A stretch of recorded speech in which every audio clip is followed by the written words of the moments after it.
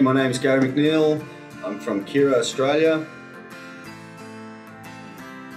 The desire to make my own craft. I was doing a lot of surfing and I was competing, and I kept having all these things in my head about what I wanted, and I wanted to make them better. I just had to get it from here to here. That was the journey. A long time ago, actually, Dave, when I first moved to Queensland, I became Neb Hyman's production manager. After work, he had this room full of just reject blanks. So I would go and practice, because one rail's like this, one rail's like this. So they're the hardest ones to fix. And the shapers didn't want to know about them, so I had free run on this whole room full of blanks. Neb used to mow these big guns for Northern California, for Mavericks and stuff, so I used to stand there and watch him. So I learnt my planing method off him. And Dave was writing for him. Dave was sponsored by Neb, so I knew him then. And then later on down the track, I got approached by these business guys, and they're like, oh, you know, we want to start this brand. And at the time in Japan, Dave had 5 covers. They wanted him. And they're like, oh, do you know this guy? We really want to sponsor him, you know? I said, yeah, I know him. I said, I can just ask. And went and saw him. I said, can I just make you some boards and see how they go? And that's where it started. That was 10 years ago. It's always about how can you make it better, how can you make it stronger, how can you make it last. He's only broke about 3 of my boards in 10 years. So he gets really bummed about, he doesn't like boards that fall apart. You know, that's such a waste of materials, and you know, we don't want to see nothing in the airport. So he's forced me into making them stronger, making them last longer.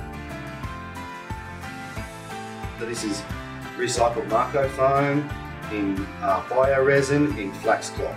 It's the greenest I can do. The first ones I did, we had to vacuum bag them because we just did them in PU. If you didn't vacuum bag them, they just became too heavy. With the EPS, a lot of the EPS, they're too light. So this is a great process because you're balancing the weight out. You can make them 10 ounce, 10 ounce. This is what this is. This is 10 ounce each side. It's so strong. Because it's epoxy, it doesn't weigh anything. So it's probably the lightest, strongest version of this type of material that you can do.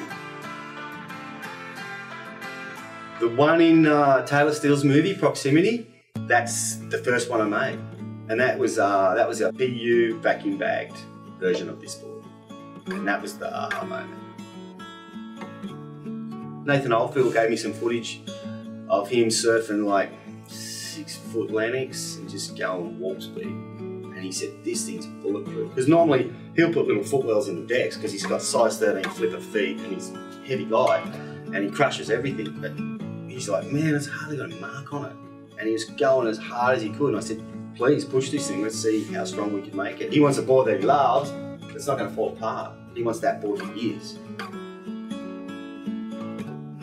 Well, I think they've got to get away from the throwaway board. I mean, obviously it's good for business because they love the board, but if it falls apart in 6 months, then they're going to buy another one. So I never look at it that way. I'd rather have the guy's board last, and then he goes, oh yeah, that board's held up. And a lot of my customers are like, yeah, I've still got that board, but I'll try the next model, I'll try this model. So I've got all these models. So instead of them trying to replace the one board, they're just building quivers and they're lasting. So to me, it's a no-brainer. Those boards will get passed on to their kids, their grandkids, whatever.